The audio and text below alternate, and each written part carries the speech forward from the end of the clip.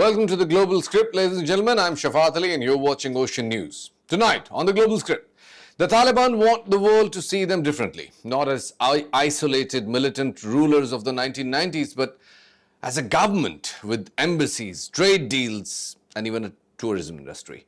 Since seizing power in August 2021, they have been on a diplomatic charm offensive, signing multi-million-dollar mining deals with China, hosting Russian envoys, sending ambassadors in the UAE, and telling United Nations that they are partners in their fight against the ISIS-KP.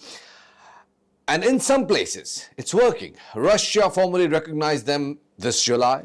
China is investing in their copper mines, and UAE is managing their airports. But here's a contradiction. While they quote foreign investment and a tout 95% drop in the opium production, they're also enforcing one of the harshest gender apartheid systems in the world, banning women from schools, universities, and most jobs. The International Criminal Court has even issued arrest warrants for gender persecutions. On security, they promise not to harbor terrorists, yet UN report says that Al-Qaeda still operates inside Afghanistan.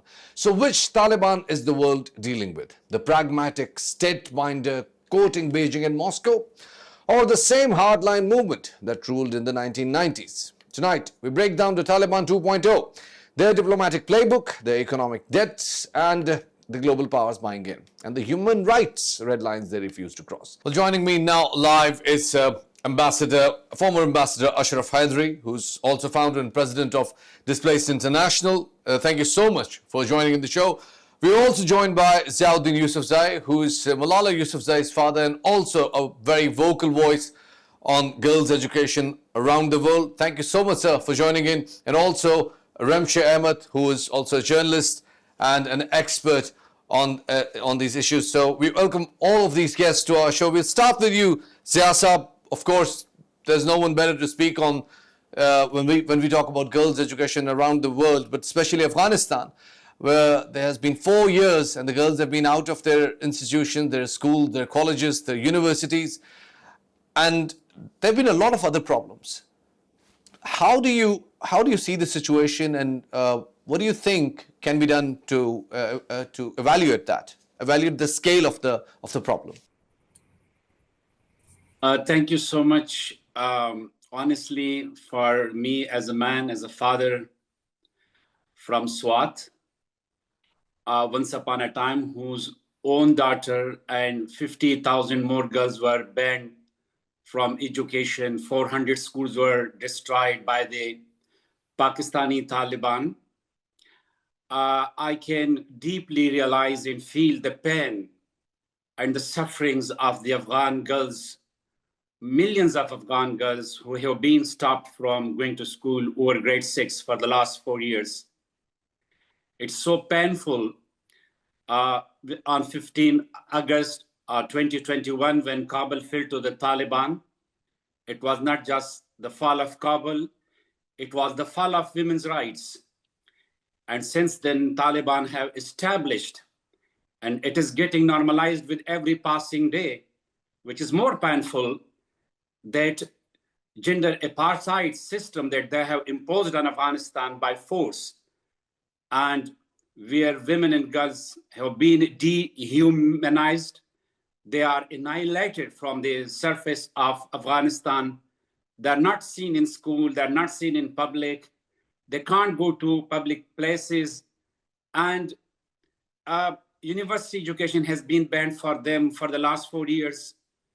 And if girls had been in school, now we would have so many doctors in hospitals, nurses, engineers, lawyers, solicitors, and so many women and non-governmental organizations, governmental organizations, but everything has stopped since for the last 4 years.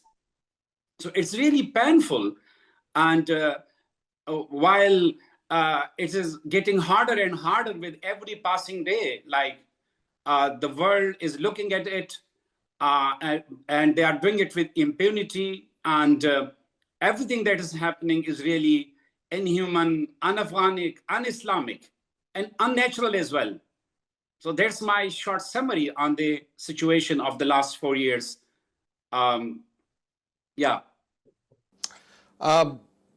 Zia Saab, I can actually feel the pain, and when somebody speaks from the core of his heart, sometimes the words they do not suffice the pain which a person is going through, and I can clearly see that in your words. Ashraf Saab, coming towards you, we have seen like when Taliban were in power since 1996 and till 2001, they were pretty hard-headed back then. They were absolutely impenetrable for the rest of the world. They were not engaging in diplomacy. They were not engaging in business. Economy was not their priority. They did not want anyone to interfere in their business. But all of that has somehow, we can see that it's changing. They're now talking with China, Russia, UAE. They're talking about business. They're talking about diplomacy. They're involved in many other things as well, which they were not before. But something hasn't changed, and it's their attitude towards girls' education. Why do you think they're so hard-lined about that? Well, let's get to the root, the challenges facing Afghanistan, not just since 2021, but over the past 2 decades. The Taliban, as a armed non-state actor, could not have existed, could not have survived, let alone thrived, without the sponsorship and support of Afghanistan's two principal neighbors, increasingly over the past 20 years, support from Iran and then Russia. And that unfortunately brought the Taliban into power on 15th of August 2021 with the departure, and I should say premature departure of NATO forces from Afghanistan, unfortunately decided by the last administration here in the US. So for 4 years on, as it was just pointed out, unfortunately, it is only in Afghanistan and only in our region, South Asia, where there is a gender apartheid against the core principles of Islam, against the core principles and traditions and customs of the Afghan culture, which straddles across the Doran line, absolutely has no roots in the Pashtun culture, the customs and traditions on both sides of the Doran line, and as well as international laws, which the Taliban have been violating as a non-state actor, unfortunately now recognized by Russia. So while we can endlessly talk about the violations of women's rights and human rights by the Taliban, we should really focus on the root cause. And also the solution is regionally rooted. Pakistan, together with the rest of the region, either bilaterally or multilaterally, especially now under the SCO platform. And SCO is the Shanghai Cooperation Organization, which includes, of course, Russia, China, Iran, and even India, Pakistan's traditional rival. All of them are in a position to help stabilize Afghanistan in their own backyard. And I think that must start when an end to gender apartheid. It's really hard to imagine. Ashraf Saab, on that very point, I'm sorry to interrupt you, but please hang on. On that very point, just like you said that regional players should play a role to clean up the mess in their own backyard, Pakistan and Afghanistan are not going fine.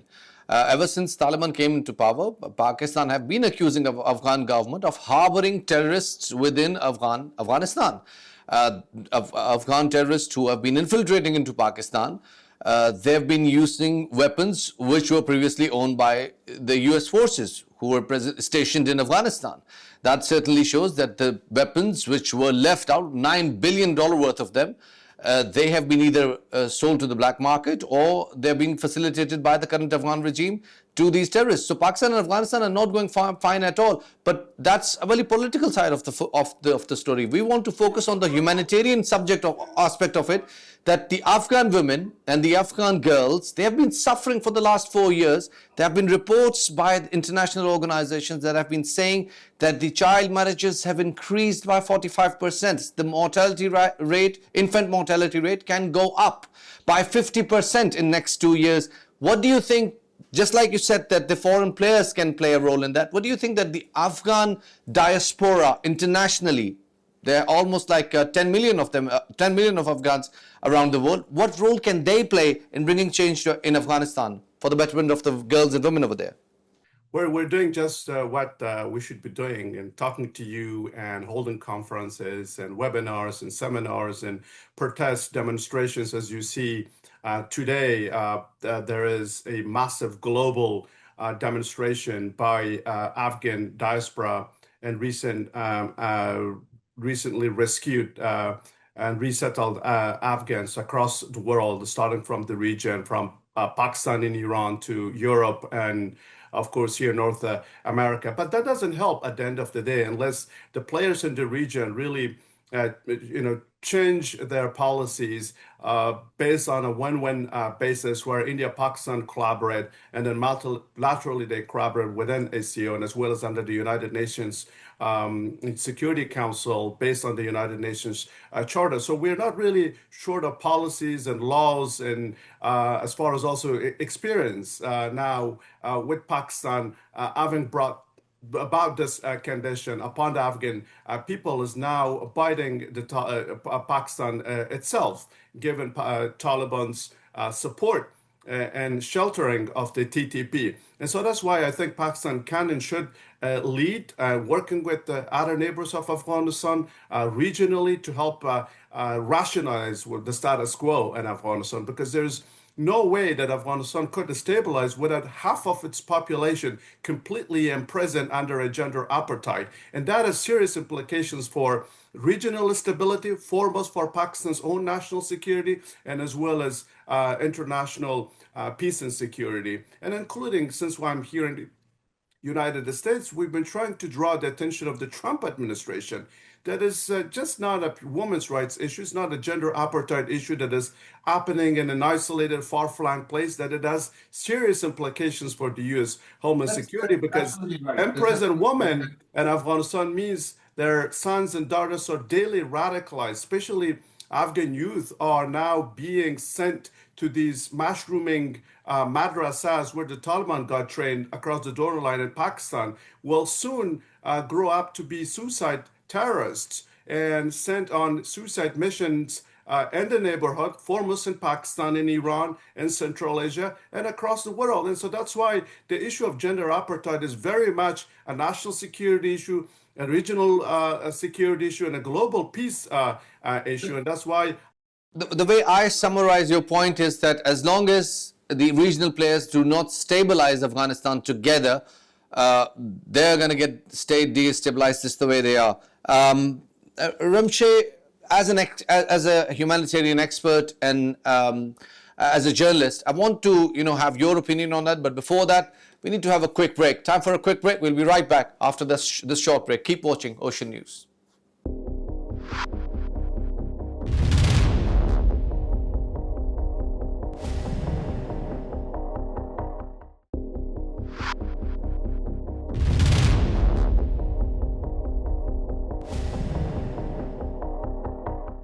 Welcome back to the Global Script. You're watching Ocean News. I'm your host, Shafat Ali. And before going on the break, we were having Dr. Ziauddin Yousafzai and Ashraf Hydari Saab with us. And the topic is this current ongoing gender apartheid in Afghanistan, which has been going on for the last 4 years. Ramshay, coming towards you, how do you see, as a journalist, as a humanitarian expert, this situation when the neighboring countries like Uzbekistan, Tajikistan, Russia, China is interested in having a Belt Road corridor, a BRI route from Afghanistan all the way towards Iran? That gives a lot of strength to the current Taliban regime. Do you think that with all these players jumping in, the situation is going to change for the women and girls' education in Afghanistan? As an optimist, one can hope that the situation eventually will improve with greater socioeconomic projects coming into the country. But right now, these are all conversations. We know for a fact that when you are negotiating with a non-state actor, with a very rogue actor that is dominating the country right now, they will definitely draw up a hard bargain. It's not going to be like negotiating with Pakistan, which is a democracy. It's going to be a very different situation.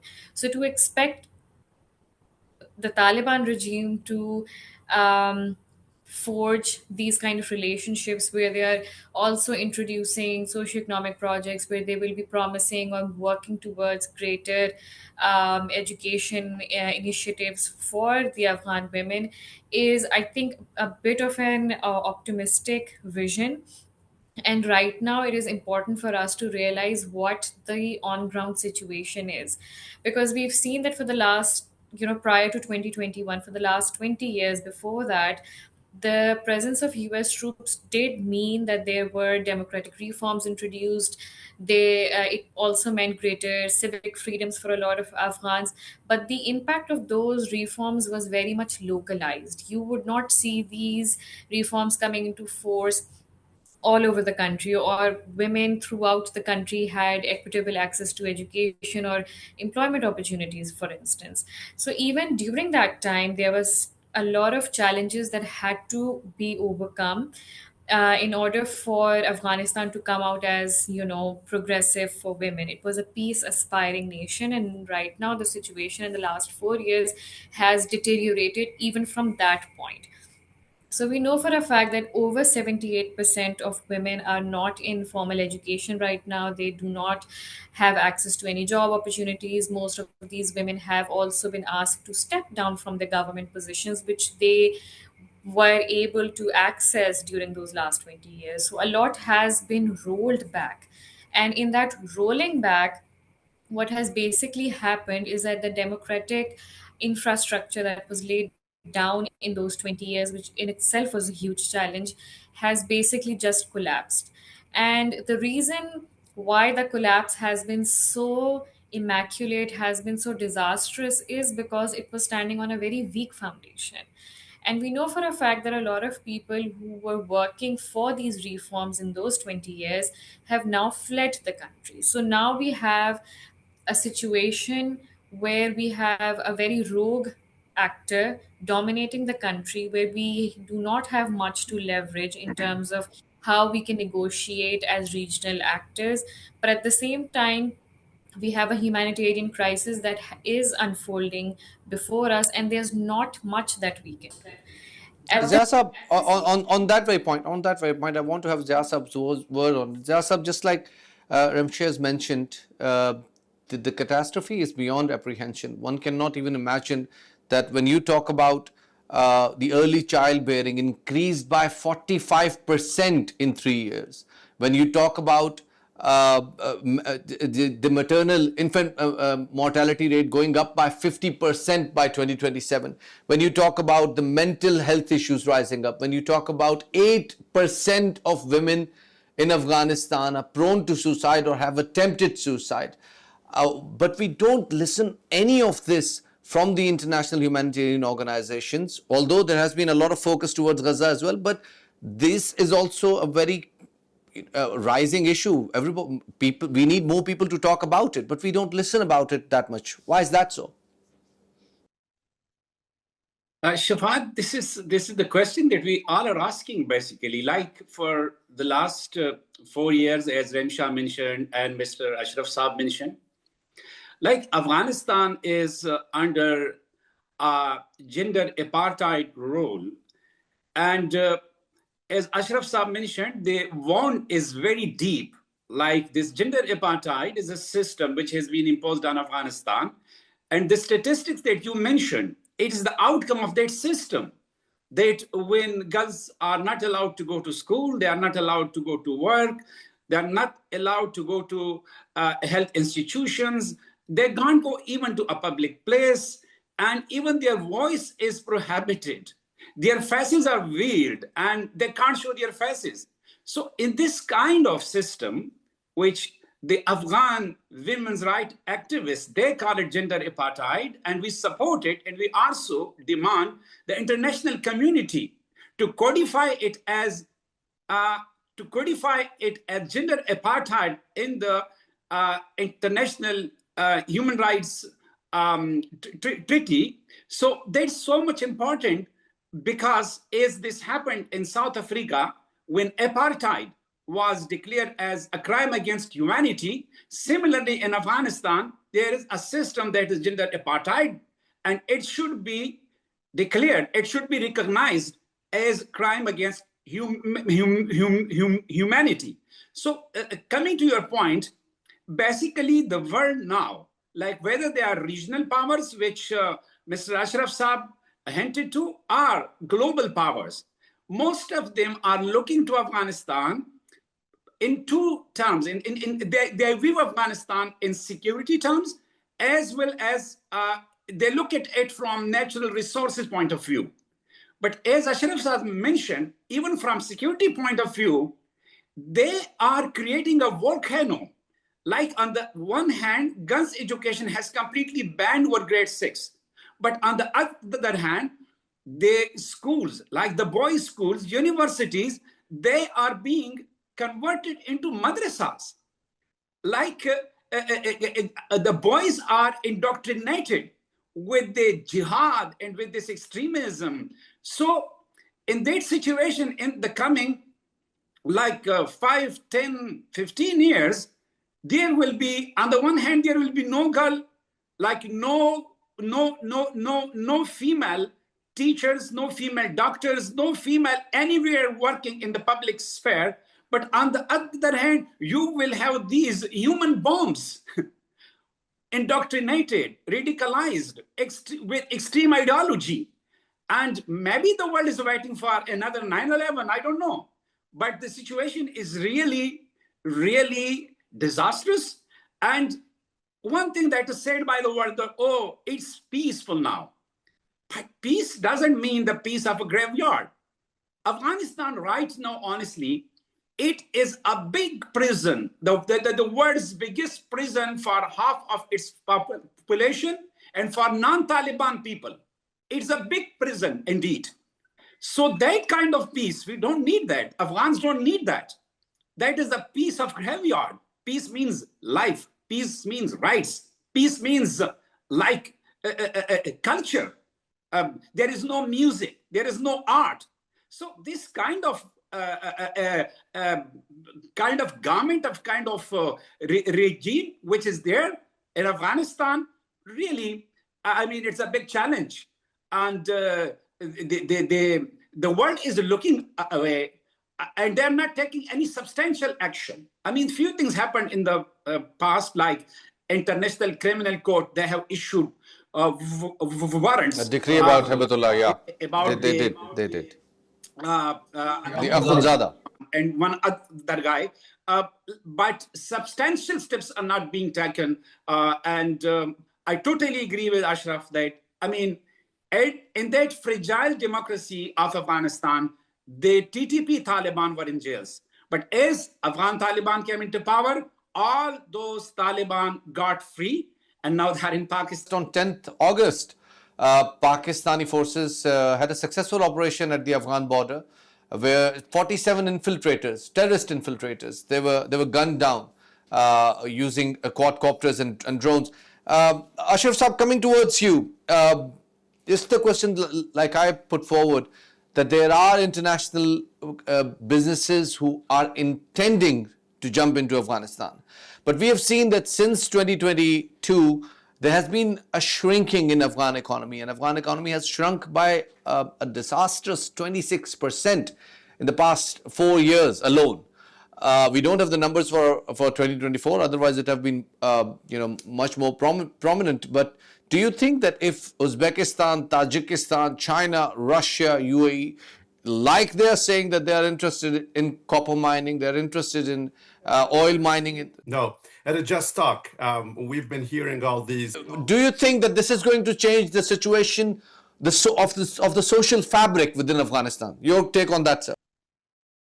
Fabric, unfortunately, is collapsing on a daily basis, with women daily being imprisoned and their basic human rights curtailed, with implications that I discussed, and also Mr. Yousafzai alluded to, that this is directly undermining regional most that and Iran.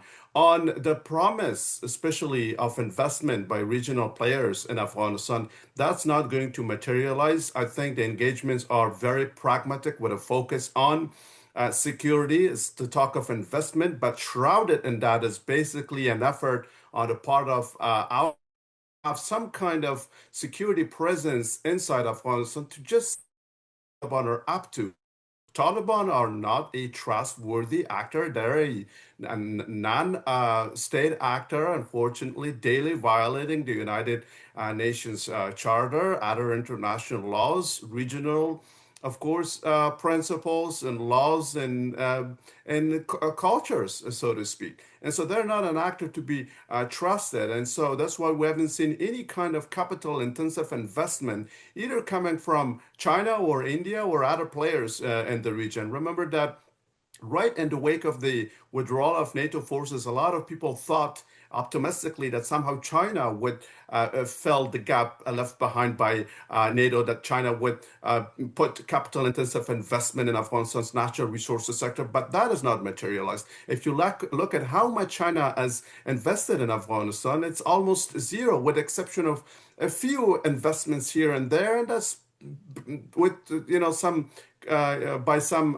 low level smaller Chinese firms. But on a intensive level, we haven't seen it yet, simply because Chinese do not trust the Taliban because of the Taliban's sheltering of ETIM, East Turkestan Islamic Movement, which is obsessed about west of China, Uyghurs. And so is the case with other terrorists sheltered by the Taliban, including IMU, Islamic Movement of Uzbekistan, that is, as focused on destabilization of Central Asia. And of course, the presence of Al Qaeda as resurgent and expanded now, with Al Qaeda operating terrorist camps across Afghanistan's borders, including Pakistan, and directly and indirectly supplying and arming and TTP that has been heading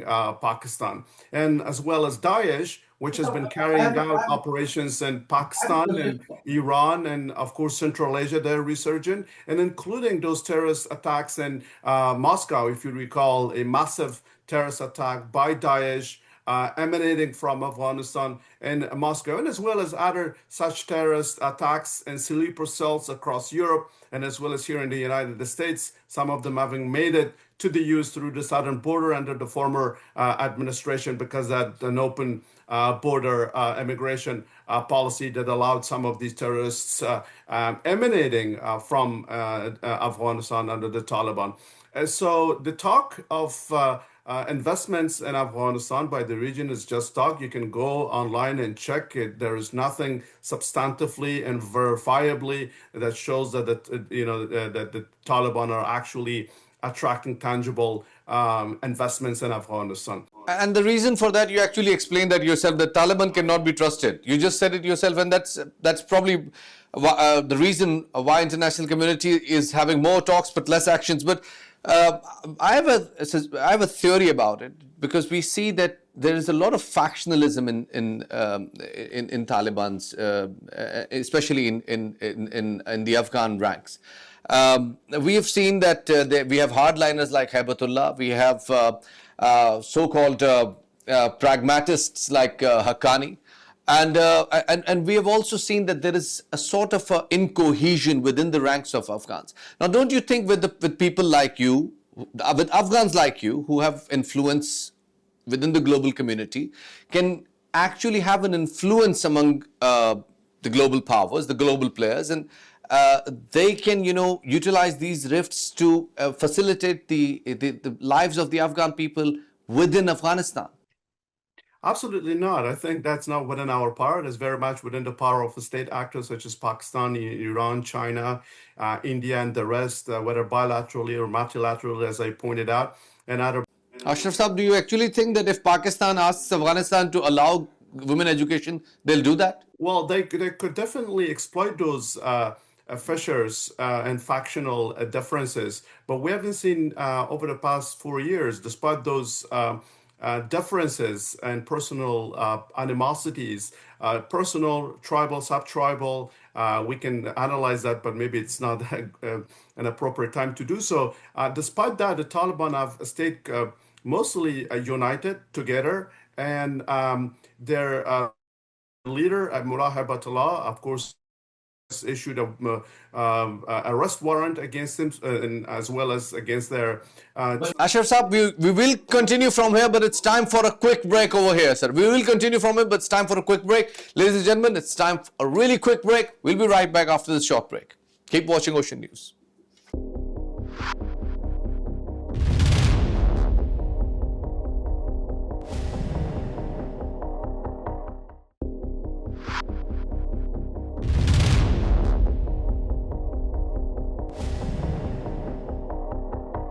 Welcome back after the break. Ladies and gentlemen, before going on to the break, we were discussing how international community can influence the Taliban government in Afghanistan. Ramshay, coming towards you, as a humanitarian expert, do you think that with all the shrinking economy and the humanitarian crisis which is going on, do you think that the situation in Afghanistan is going to deteriorate further? Yes, it will definitely deteriorate further because right now, what we've seen in the last 4 years has been a deterioration of the sort of success that we saw coming out of Afghanistan in the last 20 years. We know for a fact that women are not allowed to even talk to each other anymore. They cannot even leave their homes without a male companion accompanying them. They cannot even go to wells for drinking water. They can't even have a conversation amongst themselves. So we all, and in addition to that, we also know for a fact that a lot of UN workers who were working for women's rights have been are continuing to be persecuted. They are harassed in their work. They do not have access to any more resources to continue their work. So this points towards a further deterioration of the situation, especially at a time when the economy is further shrinking, when there are no socioeconomic programs there. We also know for a fact that with the US aid stop that has been initiated by the Trump administration, there's not any kind of aid that's going into the country for any kind of development. And so people are now left at the mercy of the Taliban regime, which is, again, not a democratic institution, which is not any in any support of the humanitarian efforts of any kind. So, in such a situation where the economy is collapsing, we know for a fact that food scarcity has increased. There is no development as such taking place in the country. The main focus of the regime will be towards that as compared to working for, or introducing socioeconomic reforms in the country. Um, But Ramshay, we have seen in all the conflict zones throughout the world, we have seen that whenever there is an apartheid, whenever there is a situation where a segment of society is neglected or persecuted, the international players, they jump in. The international welfare organization, the humanitarian groups, they jump in. They try to negotiate it out with the government. Do you think that in current situation we have any humanitarian player, globally or locally, who has tried to negotiate these terms with the Afghan government and tried to bring them to terms? Because just recently there has been a report where it has been reported that more than 60,000 salons which were closed by the Afghan regime, by the current Afghan regime, has resulted in a staggering loss of jobs for 145,000 women. This is beyond apprehension. So do you think that any humanitarian group, either local or international, can suffice the situation right now? I don't think any humanitarian organization can just come into a country like Afghanistan and start implementing these projects, because there are definitely a lot of roadblocks in terms of, will they even be allowed to enter the country? If they are being allowed to enter the country, are they even allowed to carry out the programs that they want to carry out? So there's a lot of different roadblocks to how any kind of development can take place, primarily because of this regime, which does not support women's rights in its totality. And even when we know for a fact that different organizations are interested, are looking towards working in the country, we know for a fact that it's next to impossible given the current situation. And for this reason, we need greater focus on Afghanistan from the global community.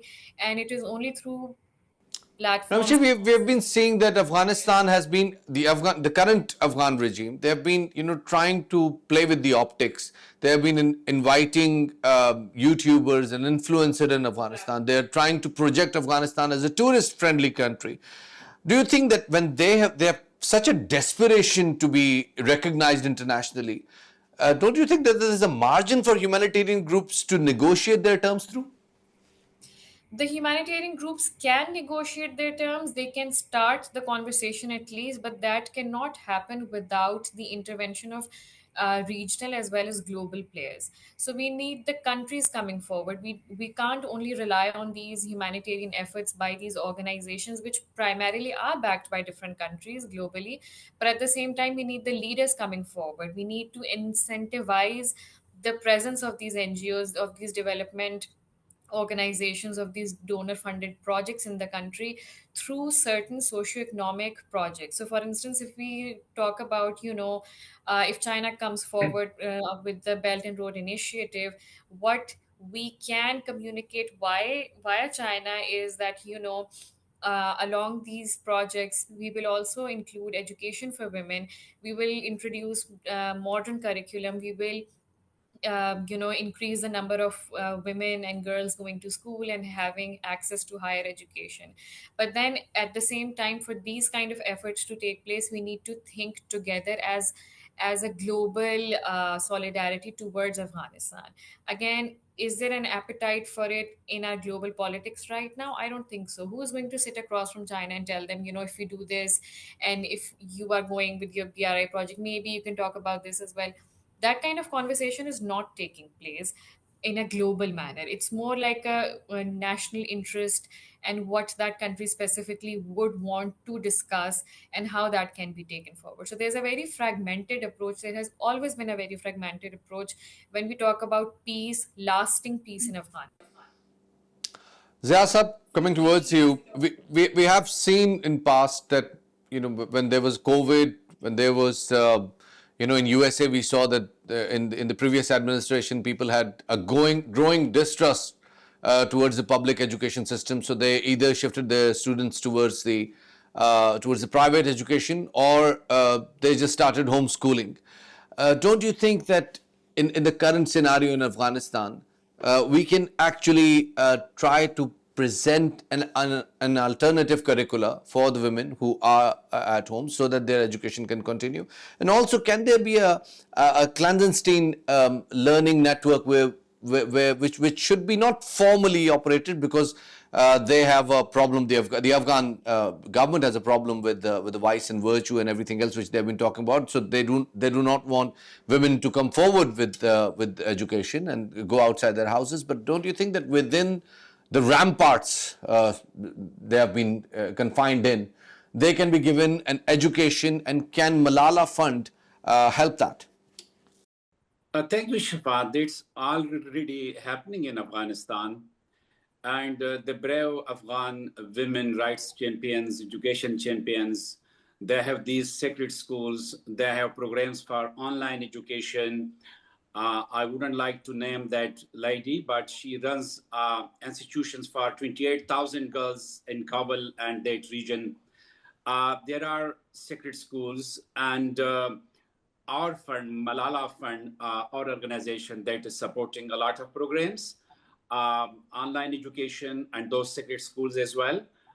Since the fall of Kabul, we have been helped in evacuating some 54 families, 327 people out of Afghanistan, and they have been resettled in other countries like USA, Canada, Australia. So we are supporting, as an organization, the Afghan girls' education, but there is also risk that we don't want that this should be normalized that way, because education is a basic human right. How can you give secret education to 20 million Afghan women and girls, which is their basic human right? That's why, on the one hand, we are working on supporting all those organizations who are working for online education, secret education. That's important. And for me, at this time, every Afghan home should be a school. Every Afghan person, whether they are women or men, if they are educated, they should turn into teachers in this time, in this difficult time of ignorance and darkness, because that will prepare people for future. But that is not the solution. We have to come forward and we have to join hands with Afghan women rights activists and people like Ashraf Saab and so many others to dismantle that system. That is so important. Until and unless we dismantle that system, Afghan women and girls can't go out of that hill. So, having said that, online education is important, but that is not lasting solution. We have to do something for every Afghan girl who deserves education, like all human beings in the rest of the world, who deserve education like 1.8 billion Muslim women and girls, like population in the world. I mean, it's the total population, I should say, almost like 800 million, so many women and girls, Muslim girls and women. And they should get education like 54 Muslim countries where girls and women are getting education and they are doing work. That should be normal thing for Afghan women and girls. And for that, it is so important to dismantle the gender apartheid system that has been imposed by the Afghan Taliban for the last 4 years.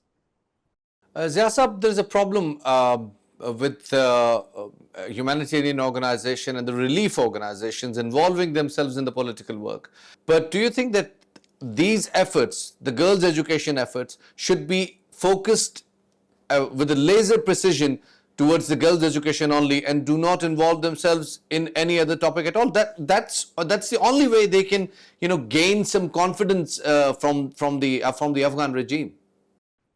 The problem is that for Afghan regime, like as Malala once said, that what Taliban are afraid of are a girl with a book, a girl with a voice.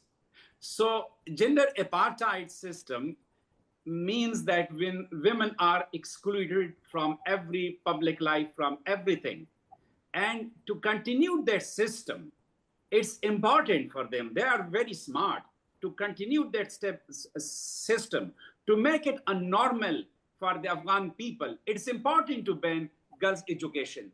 That is why they are so sensitive to girls' education. So many secret schools have been attacked. So many teachers have been taken and they have been tortured. But still, the Afghan women education activists are working. So, what has changed in Afghanistan since the fall of Kabul? Like many things have changed, but the most important thing that has changed is for women and girls.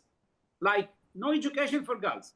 And that is why I personally think that Afghan Taliban, as you mentioned, that other organizations, global organizations, there have been some efforts we had this Muslim World League conference in Islamabad, and Malala was the keynote speaker there. And so many countries, like the Khatibs and Maulanas and Muftis, and they came together. And they wrote in writing that Muslim girls are, they didn't mention Afghanistan in particular, but they said that girls' education is the right of a girl as is the right of a boy. And they also wrote that whoever stops it is un-Islamic. So they gave very strong verdicts, but Taliban turned a deaf ear to it. So the problem is that we are stuck there. I wish that Taliban could have, the problem is, as I totally agree with Ashraf, because Taliban are not a government.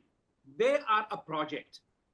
They don't consider themselves accountable to the Afghan people.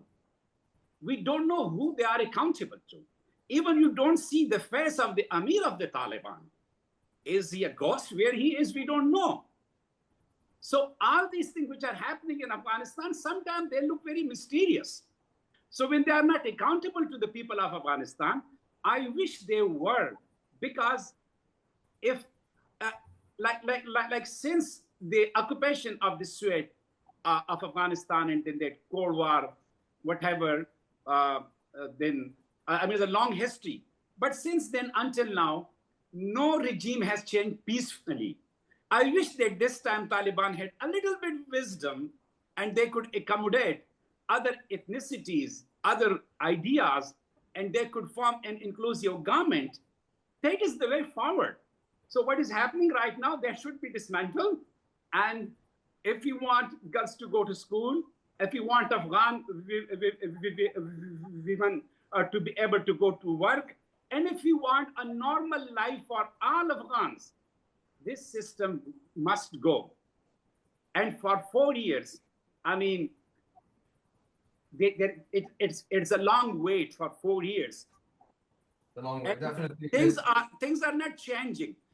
I mean, this is time that world global powers and Pakistan and other countries like neighboring countries of Afghanistan, they should engage with the farmer democratic forces, with the farmer democratic government, its people, because now we don't see anyone else in the ground. Afghan Taliban is looked at, they are the only choice for the world, which is wrong. And also, second thing which I want to emphasize, that the change will come from the people of Afghanistan. I mean, when I see these women and girls on roads, in streets of Kabul and Kandahar and so many other provinces coming out and risking their lives, I see hardly men with them.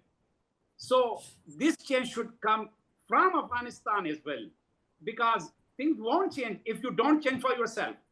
But unfortunately, Ashraf may not, he may not agree with me. The culture of peaceful change is not there in Afghanistan. Like Afghan people are looking that something will happen and somebody will change the system for us again. But that is not happening. So the responsibility comes, whatever is happening in the neighborhood. Zasab, you're actually putting your hand in a beehive, because this is a subject which needs a 2-hour debate, and unfortunately we are short of time. But thank you so much for your time and for your engagement. Ziauddin Yousafzai Saab, thank you so much for being with us. Ashraf Haidari Saab, thank you so much for being with us. And Ramshay, you're generous as usual. Thank you so much for being with us. It's truly insightful to have you on our show. Ladies and gentlemen, that's all from the Global Script. Keep watching Ocean News.